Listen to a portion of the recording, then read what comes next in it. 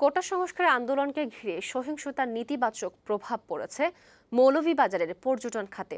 পর্যটক কমেছে, ফাঁকা পড়ে আছে হোটেল, মোটেল ও রিসোর্টগুলো। এতে আর্থিক ক্ষতির মুখে পড়েছেন পর্যটন সংশ্লিষ্ট পেশাজীবীরা। মৌলভীবাজার সংবাদদাতা ইমন দেব চৌধুরীর প্রতিবেদন, জানাচ্ছেন খালিদ হাসান। চলতি বছর কয়েক দফা বন্যায় বিপর্যয়ের মুখে পড়ে মৌলভীবাজারের পর্যটন খাত। পানি নেমে যাওয়ার পর থেকে পর্যটকদের উপস্থিতি বাড়ছিল, কিন্তু কোটা সংস্কার আন্দোলনকে ঘিরে সহিংসতা এবং তার প্রেক্ষিতে কারফিউ জারির পর পর্যটক শূন্য হয়ে পড়ে মৌলভীবাজার।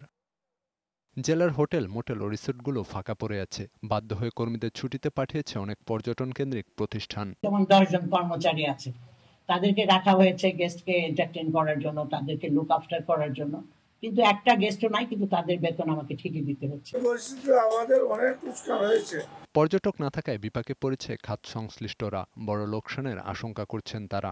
বর্তমানে আমরা বলতে গেলে গেস্ট শূন্য, ওই ক্ষেত্রে আমরা 60%, 65% পর্যন্ত ছাড় দিয়ে রাখছি, যেন আমার এইখানে পর্যটনের আগমন হয়। চলমান কারফিউ, দূরপাল্লার বাস চলা বন্ধ, ট্রেন বন্ধ, ফলে আমাদের পর্যটক একবারে আসলেন না এবং যাদের অগ্রিম বুকিং ছিল তারা বুকিং ক্যান্সেল করলেন। মৌলভীবাজারে প্রায় 20,000 মানুষ পর্যটন শিল্পের সাথে জড়িত। চলমান পরিস্থিতির কারণে ক্ষতি কাটিয়ে উঠতে সরকারি সহযোগিতা চেয়েছেন তারা। ডেস্ক রিপোর্ট, বৈশাখী সংবাদ।